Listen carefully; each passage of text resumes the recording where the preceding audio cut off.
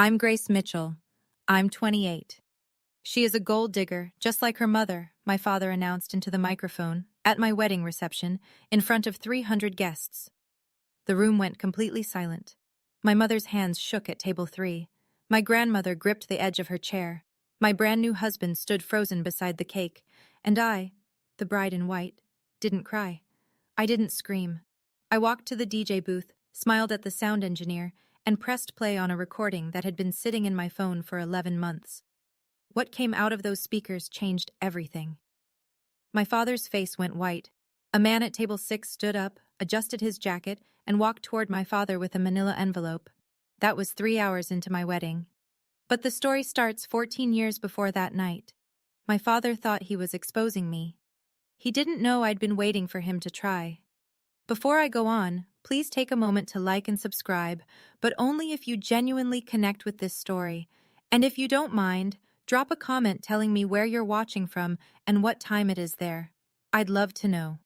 Now, let me take you back 14 years, to the night my mother packed 2 suitcases and told me we were leaving. I was 14 the night my mother left my father. She didn't warn me. She came into my room at 9:30 on a Tuesday, still wearing her nurse's scrubs, and said, "Pack what you need. We're going." I grabbed my backpack. Textbooks, a toothbrush, my phone charger. I didn't think to take the family photos on the hallway wall. I didn't know I'd never see them again. My father stood at the top of the stairs, arms crossed. He didn't try to stop us. He didn't ask where we were going. He looked at my mother, then at me, and said 5 words I will never forget. "Go. Take the ungrateful one with you." I was 14. I hadn't done anything ungrateful. I'd made honor roll that semester. I'd cleaned the kitchen every Sunday without being asked. But I was standing next to my mother, and in my father's world, that made me the enemy. My mother drove in silence. I held my backpack on my lap and watched the streetlights blur. I didn't cry. I think I was too confused to cry. Within a week, my father called every relative on his side of the family. Aunts, uncles, cousins. His version of the story was simple and effective. "Karen left because she found someone else. She's been lying to me for years." That was a lie. My mother hadn't found anyone. There was no other man. But my father said it with such conviction, the wounded husband, the betrayed provider, that people believed him. The church believed him. His golf buddies believed him. Even my grandmother on his side believed him, and she'd known my mother for 16 years. Nobody called to ask me what happened. I was 14, and I was already invisible. My father didn't call me for 6 months. When I finally called him, he picked up on the 3rd ring.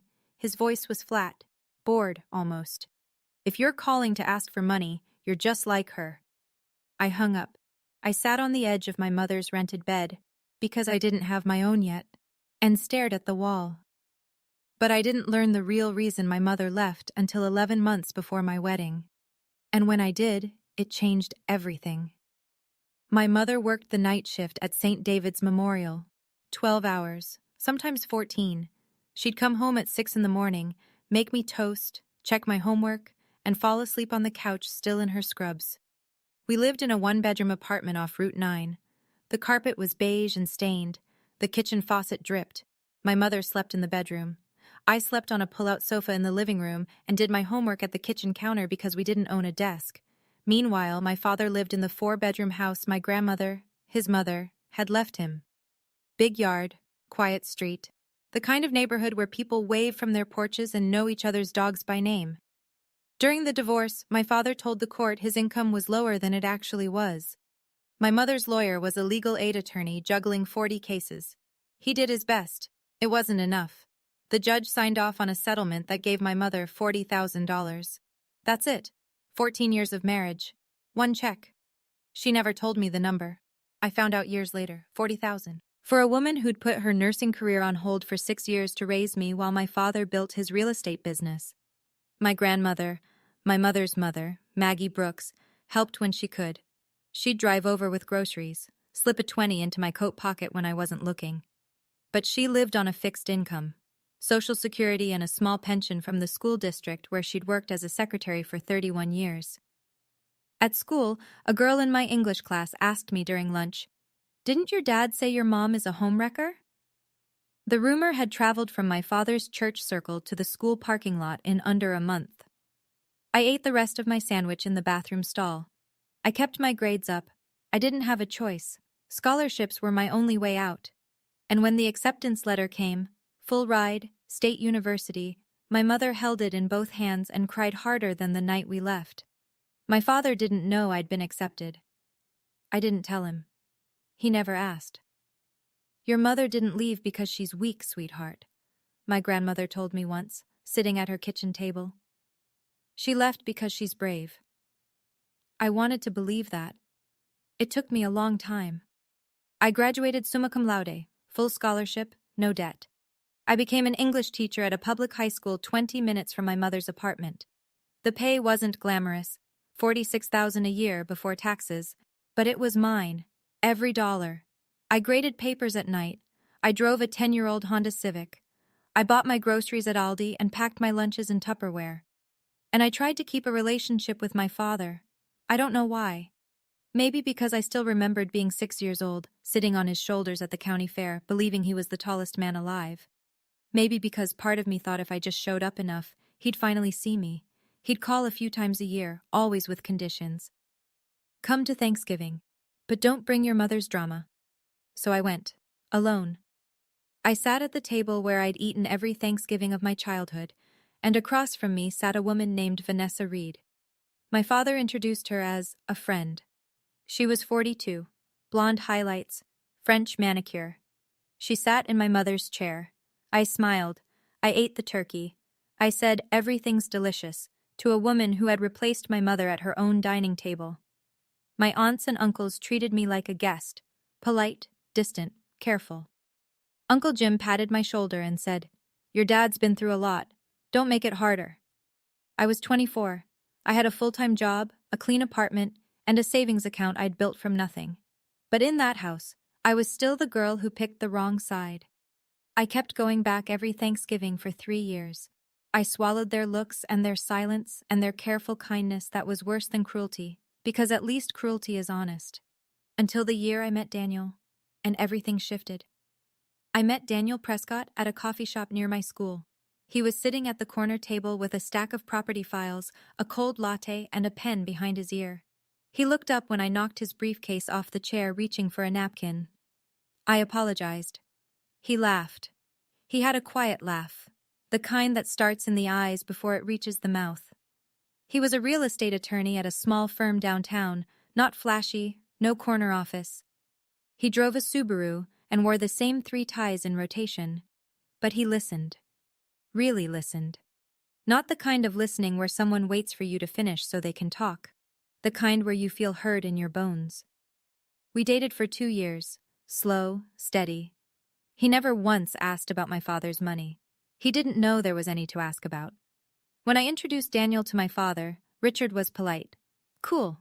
He shook Daniel's hand, asked about his firm, and smiled with his mouth, but not his eyes. After dinner, when Daniel went to the restroom, my father leaned across the table and said, "He's a lawyer? You know what lawyers do, right? They dig into people's business." I didn't answer. He didn't need me to. He was talking to himself. Daniel proposed on a Sunday morning in my apartment. No fancy restaurant, no skywriting. He made pancakes, put the ring in his pocket, and said, "I want every Sunday to be like this." I said yes before he finished the sentence. I called my father to tell him. 10 seconds of silence. Then, "I hope he knows what he's getting into." That was his congratulations. What I didn't know yet was that the day after that phone call, my father picked up the phone again, not to plan a celebration, but to start a campaign. He called Aunt Linda, Uncle Jim, his church friends. The message was the same everywhere. Grace is marrying a rich lawyer. She's changed. She's just like her mother. The seeds were planted months before the wedding. I just hadn't felt them growing yet. 11 months before the wedding, a Saturday afternoon. I was at my mother's apartment helping her pack boxes. She was downsizing, moving to a smaller place because even the 1-bedroom on Route 9 had gotten too expensive.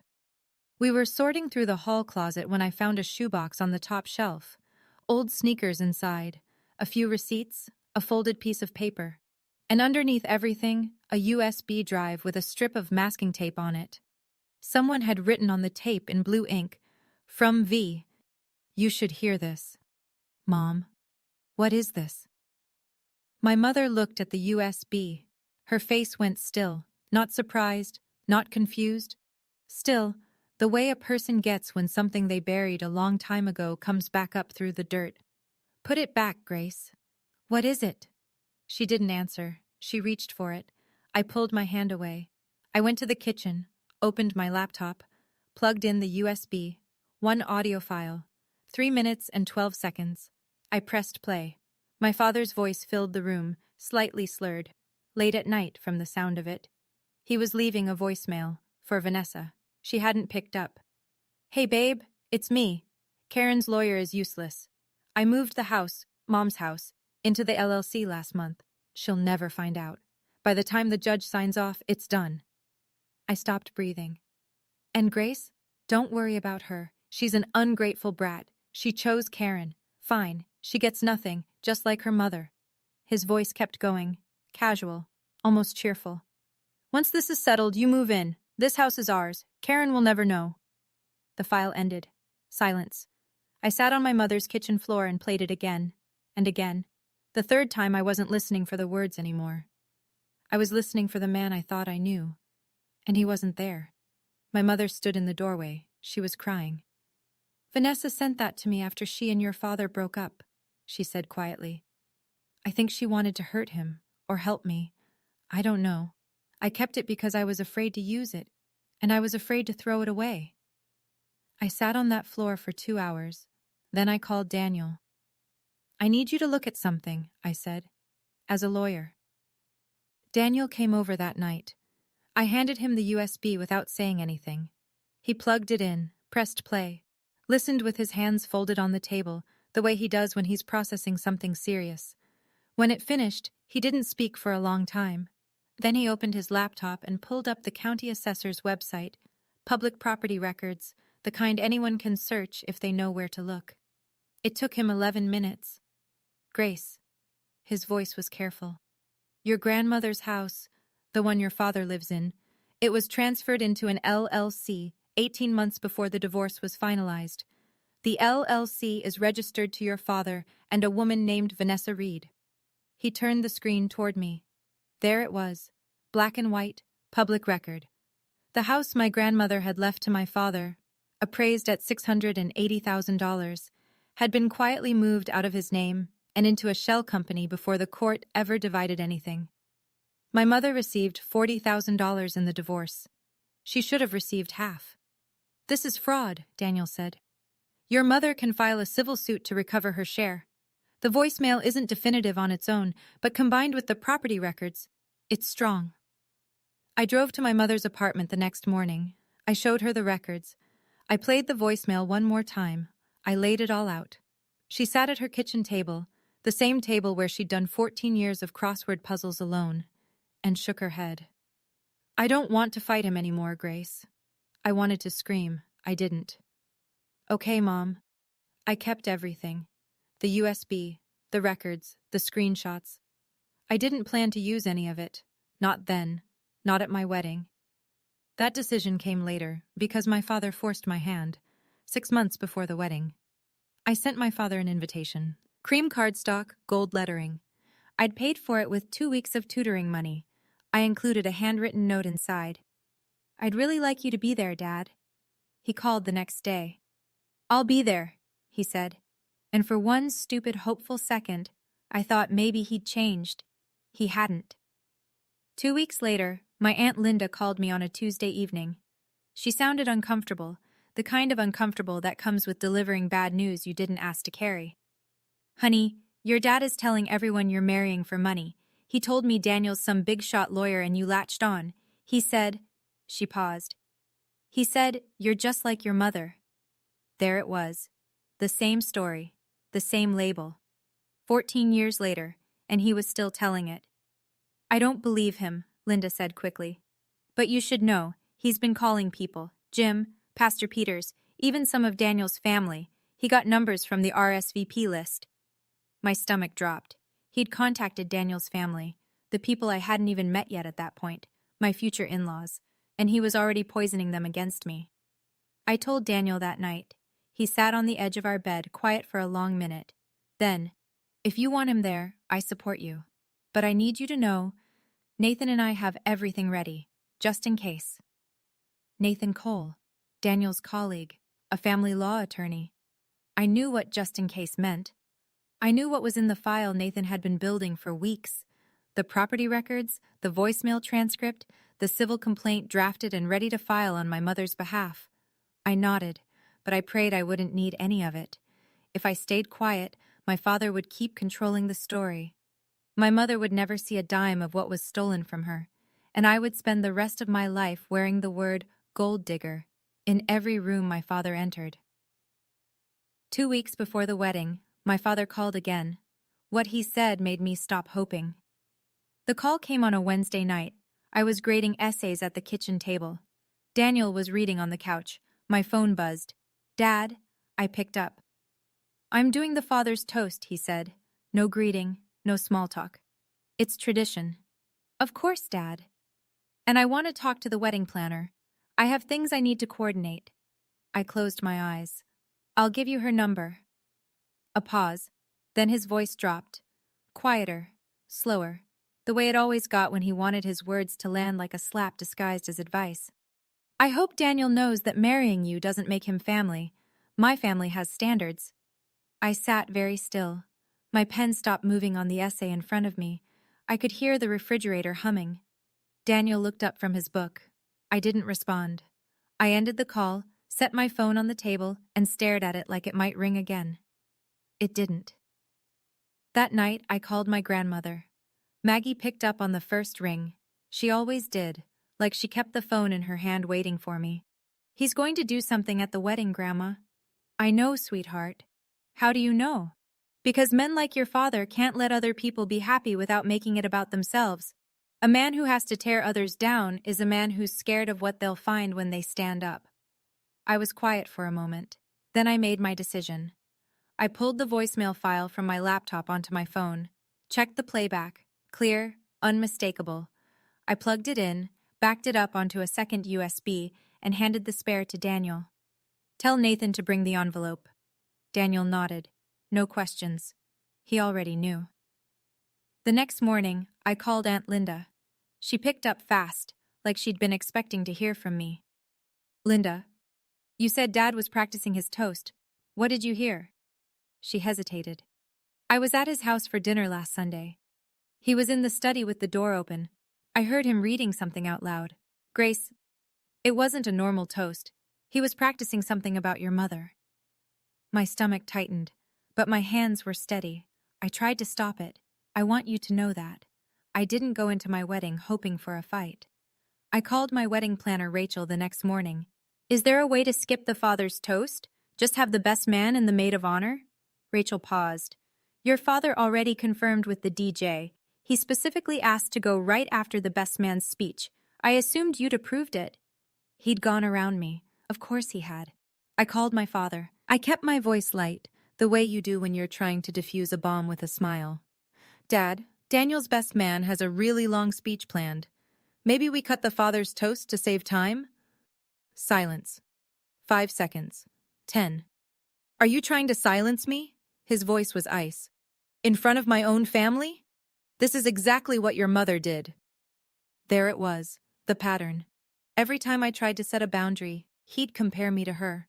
As though being like my mother was the worst thing a person could be. I knew then, if I canceled the toast, he'd make a scene some other way. He'd pull someone aside during cocktail hour. He'd corner Daniel's parents at the bar. He'd find a microphone or make one out of a wine glass and a loud voice. At least with the scheduled toast, I knew exactly when it would happen. I could be ready. I called the DJ that afternoon. His name was Marcus. I said, "If I come to the booth during the reception, you hand me the aux cable. No questions." Marcus said, "You got it." That night, I lay in bed counting the distance from our table to the DJ booth. Daniel lay beside me, holding my hand in the dark. Neither of us spoke. I counted 17 steps. I practiced the route in my head until I could walk it with my eyes closed. Through the gap between table 4 and table 5, past the dessert station, left at the speaker stack. 17 steps. I spent my last week as a single woman not choosing flowers or finalizing seating charts. I spent it memorizing a path.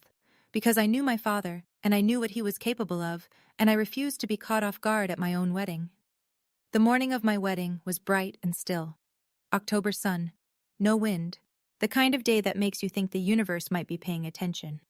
I stood in the bridal suite at Carver Estate, a converted barn venue 20 minutes outside the city, white beams, string lights, long wooden tables, and looked at myself in the mirror.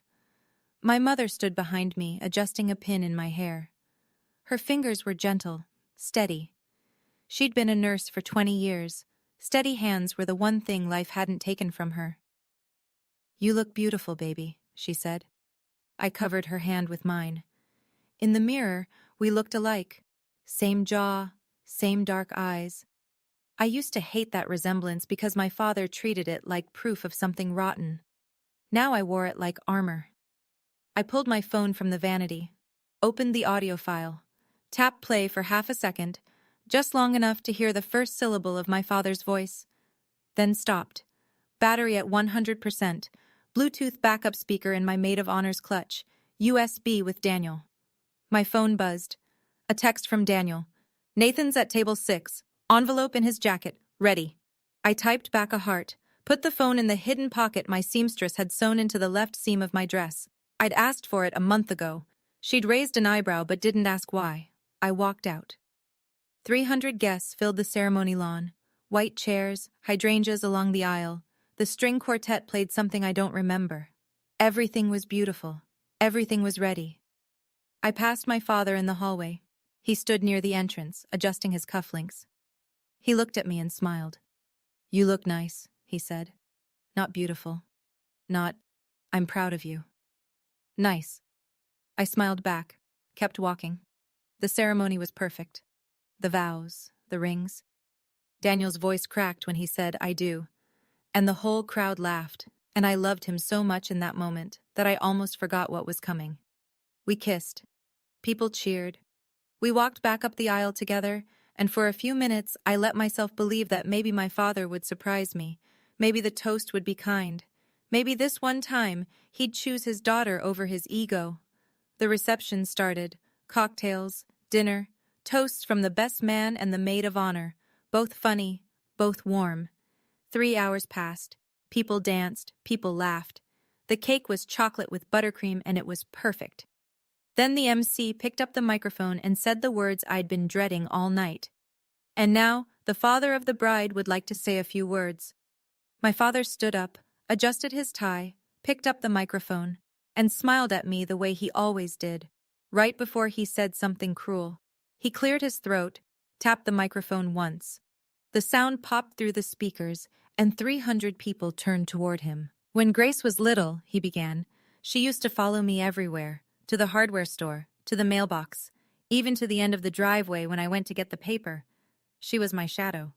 A few people laughed softly. An older woman at table 12 said, "Aw," loud enough for the whole room to hear. My father smiled, the good smile, the one he wore to church, to neighborhood barbecues, to parent-teacher conferences where he'd shake the principal's hand and say, "Anything for my girl," the smile that made people trust him.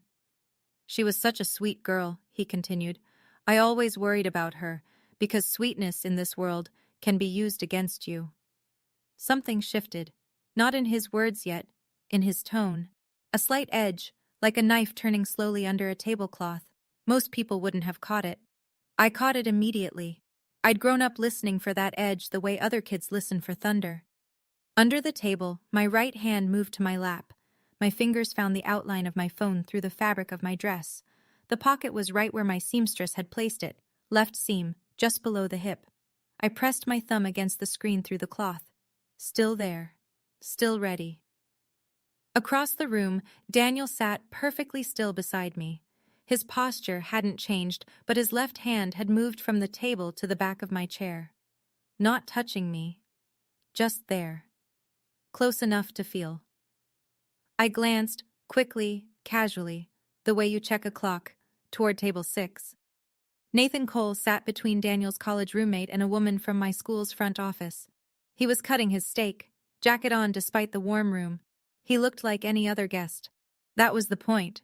My father raised his glass. But I need to be honest tonight, because honesty is something this family has always valued.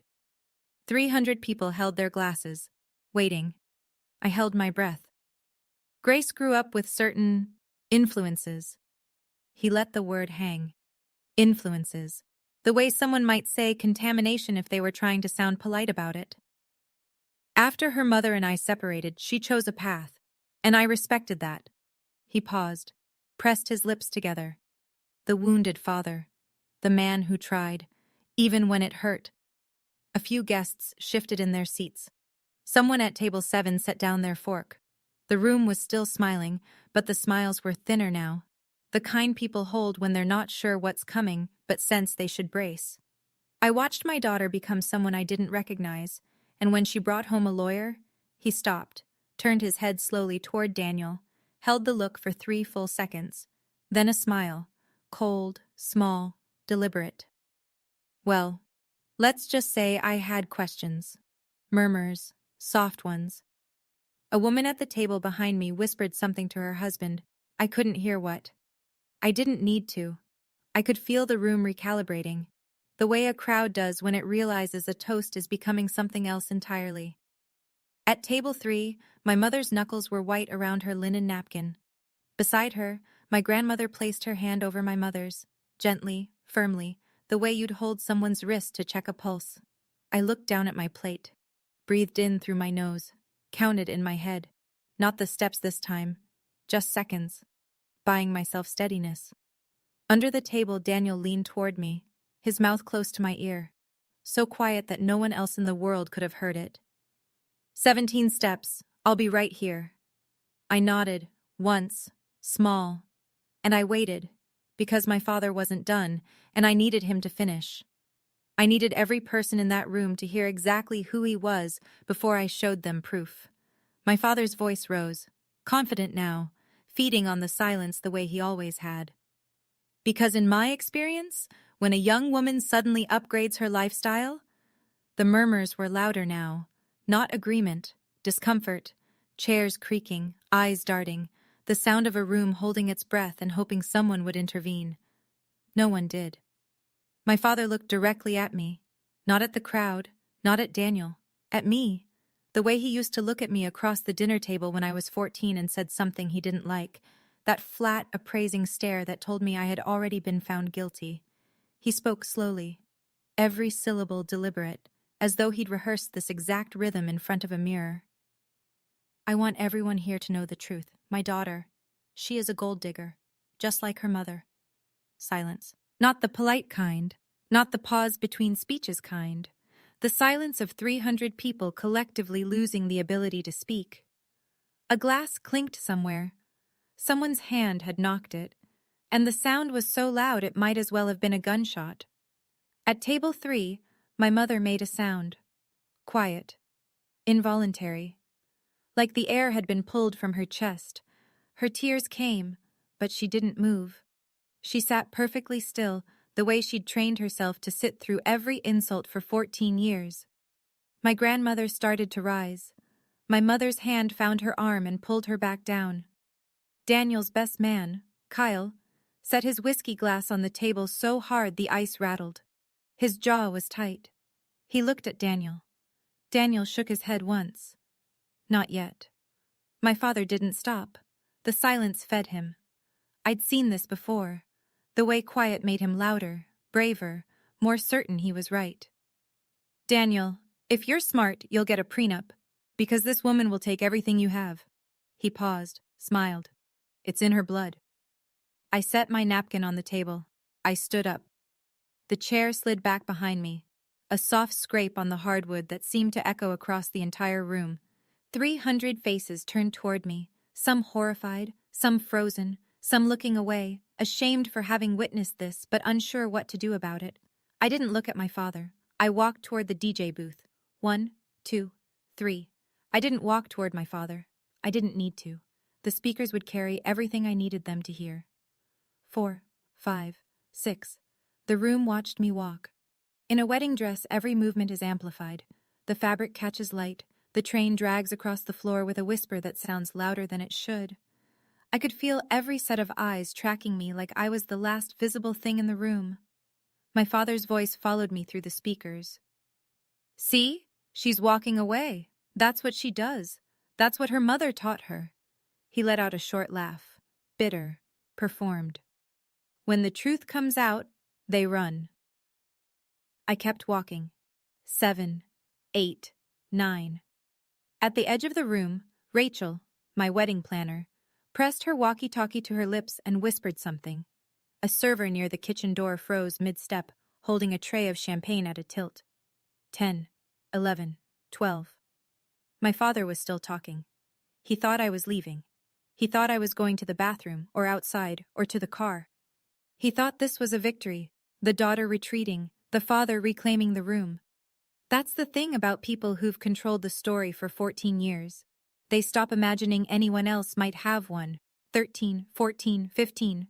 Marcus, the DJ, saw me coming. He was already reaching for the aux cable. I'd told him one thing, weeks ago. If I come to the booth, no questions. He kept his word. 16, 17. I stopped at the booth, took the cable. My hands were steady, but my heart was somewhere near my throat.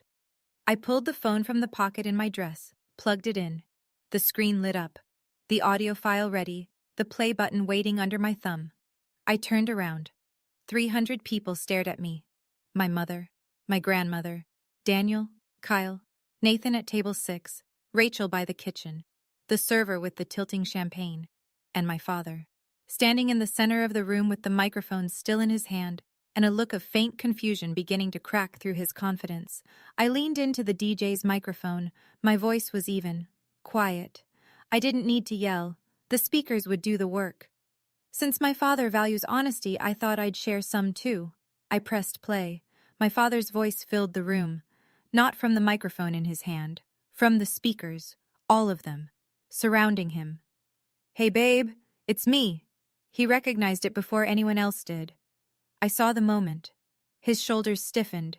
His grip on the microphone tightened, and the color began to leave his face, starting at his forehead and moving down like a shade being drawn.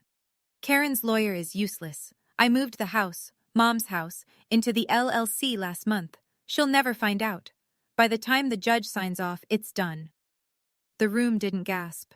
It went still in a different way than before. Deeper, heavier. Before, they'd been shocked by cruelty. Now they were hearing a confession, and everyone knew whose voice it was. A man at table 8 leaned forward with both hands on the table, as though he needed to physically anchor himself. A woman near the back, one of my father's church friends, brought her fingers to her mouth. Aunt Linda sat at table 11 with both eyes closed. My father's recorded voice kept going. Casual, almost cheerful, talking about his own daughter the way you'd talk about a stray cat that wandered into the yard. "And Grace? Don't worry about her. She's an ungrateful brat. She chose Karen. Fine. She gets nothing. Just like her mother." I watched the room receive those words. 300 people hearing a man call his daughter an ungrateful brat on a voicemail to his mistress, the same man who'd just called her a gold digger 10 seconds ago from this very spot. The pattern was visible now. Not an opinion, a campaign. "Once this is settled, you move in. This house is ours. Karen will never know." The file ended. The speakers hummed into silence. My father stood in the center of 300 staring faces. The microphone was still in his hand, but he wasn't holding it up anymore. It hung at his side like something he'd forgotten he was carrying. He opened his mouth. Nothing came out. Nobody clapped. This wasn't a movie. This was a wedding reception where 300 real people had just heard a real man confess to fraud on a voicemail meant for his girlfriend.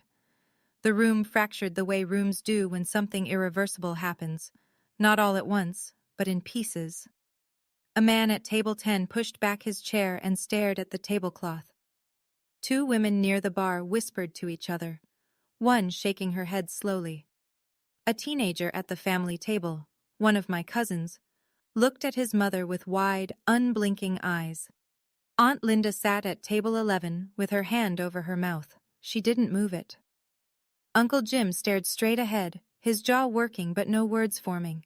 Pastor Peters, 3 seats down, had removed his glasses and was pressing his thumb and forefinger against the bridge of his nose, the way you do when you need to rethink everything you've believed about someone.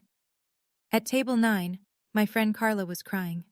Not loudly, just tears running down her face while she gripped her husband's hand under the table. My father found his voice, hoarse, fast. That's taken out of context. She manipulated the... I spoke into the DJ microphone. Calm. No tremor. That voicemail is 3 minutes long. Everyone just heard all of it. There is no context that makes it okay. He turned, searched the room, looking for backup, looking for a single face that might nod, might agree, might rescue him the way this town had rescued his story for 14 years. Uncle Jim looked away. Pastor Peters didn't raise his head. The church friends at table 8 studied their plates like they held the answers to something. This is my daughter's wedding and she's trying to destroy me. No, Dad. My voice didn't waver. This is my wedding, and you decided to make it about yourself. I just leveled the field. He stared at me. For the first time in my life, my father had nothing to say. And then a chair moved at table 6. Nathan Cole set his napkin on the table. He stood the way lawyers stand, unhurried, deliberate, as though the room had cleared a path for him before he'd even taken a step. He buttoned his jacket with one hand. The other reached inside the left breast and withdrew a manila envelope. Standard size, nothing dramatic, the kind you'd see on any desk in any office in America. He walked toward my father. His shoes were quiet on the hardwood. The room tracked him the way it had tracked me. 300 people watching someone cross a room and understanding, somehow, that what was about to happen would make this night permanent. My father looked at Nathan. He didn't recognize him. Why would he? Nathan was a name on a table card. A +1. Nobody. Who the hell are you? Nathan stopped 3 feet from my father. Professional distance. Eye contact. Nathan Cole, attorney at law. I represent Karen Mitchell in the matter of Mitchell versus Mitchell, a civil action for fraudulent concealment of marital assets. He extended the envelope. My father didn't take it. His hands stayed at his sides, the microphone still dangling from the right one like a dead weight. Nathan placed the envelope on the nearest table, beside a half-eaten slice of cake and a glass of water with a lemon wedge. You've been served, Mr. Mitchell. The words landed in the silence like a stone dropping into a well. You could almost hear the impact reach the bottom. My father looked at the envelope, then at me, then at Daniel, then back at the envelope, as though staring at it long enough might make it disappear. He set the microphone on the table. Slowly, the way you put something down when you know you've lost the right to hold it. Then he turned and walked toward the exit, not fast, not slow, the walk of a man leaving a room where no one was going to ask him to stay. The door closed behind him. A soft click that carried through the silence like a period at the end of a sentence. 5 seconds, maybe 10. The room held still. Then Marcus, the DJ, God bless him, looked at me from the booth. I nodded. The opening notes of At Last by Etta James filled the room. That song. My mother used to hum it to me on the pull-out sofa after we left. My grandmother would sing the chorus while she made tea on Sunday mornings. It wasn't our wedding song.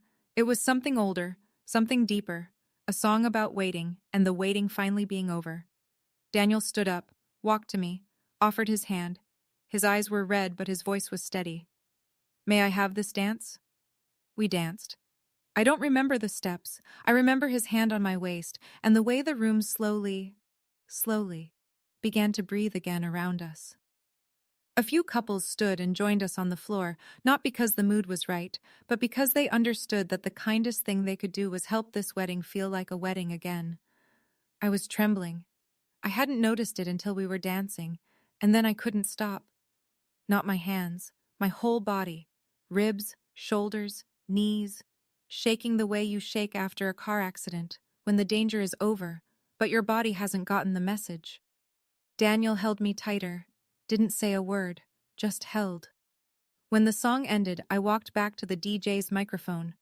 My voice was hoarse now, but I didn't try to hide it. I owe everyone here an apology for the disruption. This is not how I imagined tonight. I took a breath. My father and I have a complicated history. What you heard is a voicemail he left for his girlfriend, while he was still married to my mother, about hiding assets from the divorce court. The room was so quiet, I could hear the ice machine humming in the catering kitchen. My mother spent 14 years working night shifts as a nurse to raise me alone. She is not a gold digger. She is the strongest person I know. I pointed toward table 3. And she's sitting right there. My mother was crying. My grandmother had both arms around her. They looked small at that big round table. Two women who'd spent 14 years being small so a man could feel big. A chair scraped at table 2. Daniel's mother, Patricia Prescott, a retired school principal with silver hair and reading glasses on a chain around her neck, stood up. She crossed the room to table 3. She didn't say anything at first. She just put her arms around my mother, held her. Then quietly, "You raised a remarkable daughter." My mother broke. Not the held-together kind of crying from before, the real kind. The kind that sounds like something being unlocked after a very long time. And the thing my father feared most had already happened. His daughter wasn't rejected by her new family. She was claimed. What followed wasn't dramatic. It was just people, real people, deciding who they believed. Aunt Linda reached me first. She took both my hands and said, in a voice that cracked down the middle, "I'm sorry. I should have seen it sooner." I squeezed her hands. I didn't have words yet, so I just held on. Uncle Jim stood up from his table. He didn't come to me. He didn't go to the microphone. He picked up his jacket from the back of his chair and walked out the side door without looking at anyone. Not defending his brother, not condemning him either, just leaving, the way people do when they realize the version of someone they've defended for years was never real. At the church table, Pastor Peters sat very still. He'd put his glasses back on, but wasn't looking through them, just staring at the space where my father had stood. I watched him process. 14 years of Richard's been through so much, rearranging themselves in real time behind his eyes. He didn't speak to me that night. He didn't need to. I could see it landing. My colleagues from school, Carla, Doug, 2 women from the front office, came to me as a group. Carla hugged me so hard my ribs ached. Doug shook Daniel's hand and said, "We always knew you were tough, Mitchell. Now we know why." Rachel, the wedding planner, appeared at my elbow, calm, professional. She touched my arm and spoke to the room through the MC's microphone. "Ladies and gentlemen, let's continue celebrating the bride and groom." And somehow, impossibly, they did. The music came back. People returned to the dance floor, not with the same energy as before, something quieter, more deliberate, like they were choosing to be there rather than just being there. The bar reopened. Someone told a joke at table 4, and 3 people laughed too loud, the way you laugh when you need to release something. Daniel pulled out my chair. I sat down, and for the first time all night, truly for the first time, I exhaled. The party continued. People danced. People laughed. But I knew the real aftermath wouldn't happen tonight. It would happen Monday morning. By 11 o'clock, the crowd had thinned to a handful of close friends, the catering crew, and my family. The string lights were still on. The hydrangeas had started to droop in their vases. Half-eaten cake on paper plates. Napkins crumpled like small white flags of surrender on every table. I sat at table 3, my mother on one side, my grandmother on the other, the same formation we'd held for 14 years, just the 3 of us at a small table getting through. My mother took my hand. Her grip was different now, not the desperate clutch from earlier. Gentle, tired, finished. "You didn't have to do that for me," she said. "I didn't do it for you, Mom." I looked at her, then at my grandmother, then at both of them, these 2 women who had carried me and fed me and held me together when the world tried to take me apart. I did it for us, all 3 of us. My grandmother reached across the table and cupped my face with both hands. Her palms were cool and papery and smelled like the rose lotion she'd worn my entire life. "Your grandfather would have been so proud," she said. I looked at the ring on my left hand. The diamond was small. Daniel and I had picked it together from an antique shop because I wanted something with history. It caught the string lights and threw tiny specks of white across the tablecloth. I looked around the emptying reception hall, the dance floor still sticky from spilled champagne. A single balloon drifting near the ceiling. The DJ booth where, 2 hours ago, I'd pressed a button and changed everything. 14 years ago, my mother packed 2 suitcases and drove us away from that house in silence. I didn't grab the photos off the wall. I didn't grab anything. Now I had new photos, my own. Daniel appeared behind me. His tie was loose. His sleeves were rolled up. He smelled like cake frosting and aftershave. "Ready to go, Mrs. Prescott?" I laughed, the first real laugh of the night. The kind that happens when you've been holding everything so tight that when you finally let go, the relief sounds like joy. "Almost. Give me 1 more minute." I hugged my mother, long and hard, the kind of hug you give someone when you both know what it cost to get here. I hugged my grandmother, her small frame solid against mine. And then I stood up, took my husband's hand, and walked out into the October night. The air was cool, the stars were out, and for the first time in 14 years, I wasn't carrying anything that didn't belong to me. The morning after my wedding, I woke up in the honeymoon suite of a hotel I'd booked with a teacher's salary and a coupon from a travel app. Daniel was already awake beside me, phone to his ear, speaking quietly. I heard Nathan's voice on the other end, tinny through the speaker, but clear enough to follow. "Process is clean. He's been served. Karen's case is officially filed with the county clerk as of 9 this morning. The property records are public, the LLC transfer, the dates, everything. It's documented and it's strong, Daniel." Daniel thanked him and hung up. He turned to me. Morning light through the curtains. His hair was sticking up on one side. He looked like a man who'd slept 3 hours and lived 3 years in the span of a single night. "Are you okay?" I thought about it. Not the polite version, the real one. "I think so. I think this is what okay feels like when you've never had it." He didn't try to fix that sentence, he just lay there and let it be true. Later that morning, I called my mother. She picked up on the first ring. "I talked to Nathan this morning," she said. Her voice was steady, steadier than I'd heard it in years. "He explained the case. He explained what the next steps look like. I'm scared, Grace, but I'm ready." I leaned against the headboard of a hotel bed and felt something shift in my chest.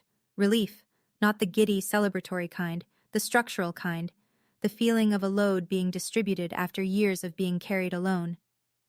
"You don't have to be brave alone anymore, Mom," she cried. But it was different this time.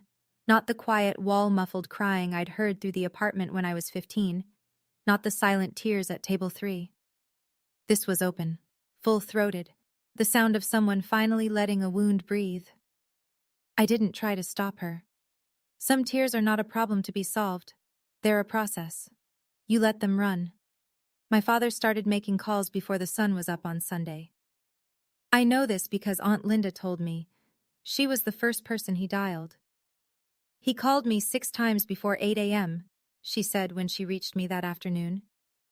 "He says you set him up. He says the recording is fake. He says you edited it or someone impersonated his voice or... I don't know, Grace. He had 5 different explanations and none of them matched." "Do you believe him?" A long pause, the kind where you can hear someone choosing between loyalty and truth.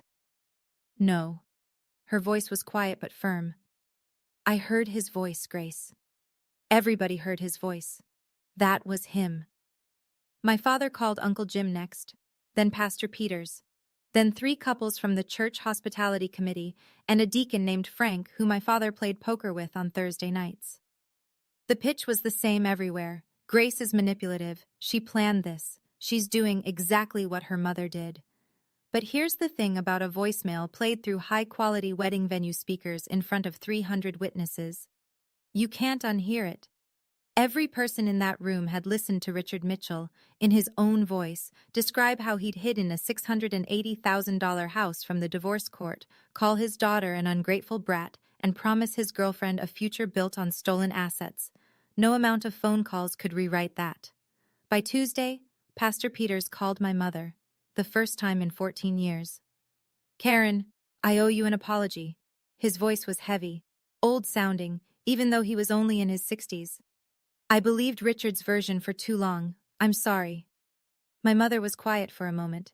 She set the phone down, looked out the window at the parking lot of her apartment complex, then picked it up again. Thank you, Pastor. That means more than you know. She didn't say anything else. She didn't need to. An apology 14 years late isn't a cure. But it's an acknowledgement that the wound was real. And sometimes that's the part that takes the longest to arrive. Meanwhile, Richard discovered the source. He'd called Vanessa Reed. And her number was disconnected, changed, gone. The woman he'd trusted with his secrets had handed those secrets to the woman he'd betrayed, and then vanished from his life completely. He was calling into voids now, every line dead, every ally silent, every door he'd spent years propping open, closed. 2 weeks after the wedding, Nathan called a three-way with me and my mother. He was all business, no pleasantries, no dramatic pauses, just facts. Richard's attorney reached out this morning. They want to settle out of court. Nobody was surprised. My father knew what was in the public record. He knew the voicemail existed. He knew 300 people could be called as witnesses to his own words. Going to trial would be a spectacle he couldn't afford, financially or otherwise. His opening offer, $100,000. Nathan's response was one sentence. The house was appraised at $680,000 at the time of the divorce. Your client concealed it. We're seeking equitable distribution plus damages. My father's lawyer pushed back. Of course he did. That's what lawyers do. There were 6 weeks of calls, emails, counteroffers, and document exchanges. Nathan handled all of it. My mother didn't have to sit in a room with Richard. She didn't have to see him. She just had to sign where Nathan told her to sign and trust the process. The final number? $340,000. 50% of the home's value at the time of the divorce. My father would have to liquidate the LLC, sell the house his mother had left him, to pay it. The house where he'd lived for 14 years. The house he'd stolen from the settlement. My mother received the wire transfer on a Thursday afternoon. She was at work, mid-shift at the hospital, when the notification came through on her phone. She told me later that she walked into the break room, sat down on a plastic chair, and just looked at the number. For the first time, she said, I can breathe. She didn't buy anything with it, not right away. She put it in a savings account, the first real savings she'd had since the divorce, and let it sit there. Not because she was frugal, because she needed time to believe it was real. After 14 years of being told she deserved nothing, she needed to sit with the fact that the system had finally said otherwise. I didn't take a cent. I never wanted the money. I wanted the record corrected. I wanted my mother's name cleared. I wanted the word Golddigger to land back where it belonged, on the man who stole from his own family and called it survival. 3 months after my wedding, my father stepped down from the church council. Nobody asked him to resign, not officially, but Pastor Peters had a conversation with him, the kind of conversation that happens in a quiet office with the door closed and no witnesses. I don't know exactly what was said. Aunt Linda told me only this. The pastor told Richard the congregation has questions. He suggested Richard step back for a while. A while is a gentle word for permanently. Everyone knew it. My father knew it. But phrasing it that way let the church avoid a scandal, and let Richard avoid the humiliation of being removed. A mutual fiction. The kind communities build when the truth is too uncomfortable to state plainly. His social circle contracted the way circles do in small-town America, not with confrontation, but with absence. The Thursday poker game continued, but Frank stopped calling to remind Richard of the time. The neighborhood barbecues still happened, but the invitations got lost in the mail. Nobody said, "You're not welcome." They just stopped making room. He sold the house. He had to. The settlement required it. The LLC was dissolved. The 4-bedroom on the quiet street with the porch and the dog-friendly yard went to a young couple from out of state who had no idea what had happened inside those walls. My father moved into a 2-bedroom apartment on the east side of town, alone. Vanessa was long gone. There was no one new. Aunt Linda still visited him. Once a week, Sundays. She'd bring dinner and sit with him for an hour. She told me once, "You need help, Richard. Real help. Not the kind where you tell a therapist everyone else is the problem." I don't know if he listened. I knew all of this secondhand, through Linda mostly. I didn't track my father's decline. I didn't check on his apartment or his social calendar. I didn't feel satisfaction when I heard about the poker game or the church council. I felt something quieter, sadder. The specific sadness of knowing your father had 1,000 chances to be decent and chose, every single time, not to be. He wasn't a monster. That's the part people don't understand. Monsters are easy to leave. My father was a man who remembered my favorite ice cream flavor and still chose to destroy my wedding. That's harder.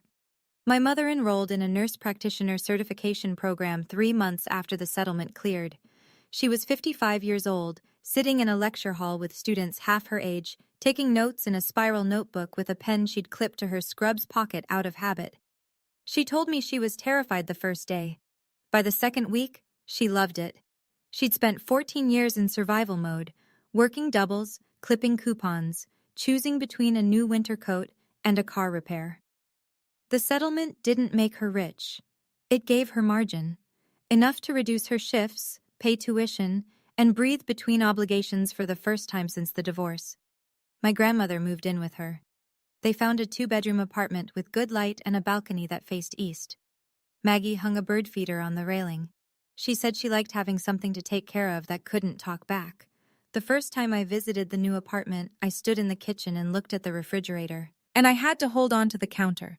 On the door, held up with magnets. My wedding photo. Me and Daniel laughing, the cake in the background. Next to it, a snapshot of my mother in her lecture hall raising her hand. And below both of those, yellowed and slightly curled at the edges, my honor roll certificate from 9th grade, the one I'd earned the semester we left. The one I thought had been lost when we walked out of my father's house with 2 suitcases and nothing else. I found it in the box with the USB, my mother said from behind me. I kept it all these years. I just never had a fridge I felt proud enough to put it on. I cried. Not because it was sad, because it was the opposite of sad. Because my mother had carried a piece of paper through 14 years of night shifts and 1-bedroom apartments and $40,000 settlements and never once put it down. She'd been waiting, not for the money, not for the apology, not even for the truth. She'd been waiting for a refrigerator that felt like home, and now she had one. 4 months after the wedding, I received an email from my father. I saw his name in my inbox at 7 in the morning, sitting at the kitchen table with a mug of coffee and a stack of ungraded quizzes. Daniel was in the shower. The apartment was quiet, and there it was. Richard Mitchell, subject line, the truth. I opened it. I read every word. It took about a minute. It was not an apology. It was not a confession. It was not a man reckoning with what he'd done. It was a page-long exercise in the exact same narrative he'd been telling for 14 years, repackaged with fresh self-pity and delivered to my inbox like a bill I owed him. I hope you're happy now that you've destroyed your own father's life. I gave you everything, and this is how you repay me. Your mother poisoned you against me from the day she left. I hope one day you see the truth. That I was the one who was wronged. That I was the one who lost everything. That I was the victim. I set my phone on the table, looked at the ceiling, took a long breath, let it out. Then I picked up the phone and typed my response. Short, clear, final. Dad, I didn't destroy your life. Your choices did. I wish you well, but I can't have a relationship with someone who refuses to take responsibility. This is my boundary. Please respect it. I read it once, changed nothing, hit send. Then I blocked his email address. I didn't pause. I didn't second guess. I didn't feel the pull of guilt that would have flattened me a year ago. I'd spent 14 years leaving the door open for a man who only walked through it to break things. The door was closed now, and I was the one who closed it. Daniel came out of the shower, towel around his neck, saw my face. You okay? I will be. He sat down across from me. Didn't push, didn't ask to see the email, just sat, poured himself coffee, started on the crossword, and the morning continued. The way mornings do when you've finally stopped waiting for someone to change. 1 year after my wedding, Daniel and I live in a rented apartment 12 minutes from my school, 2 bedrooms. One of them is a home office where I grade papers and Daniel reviews contracts.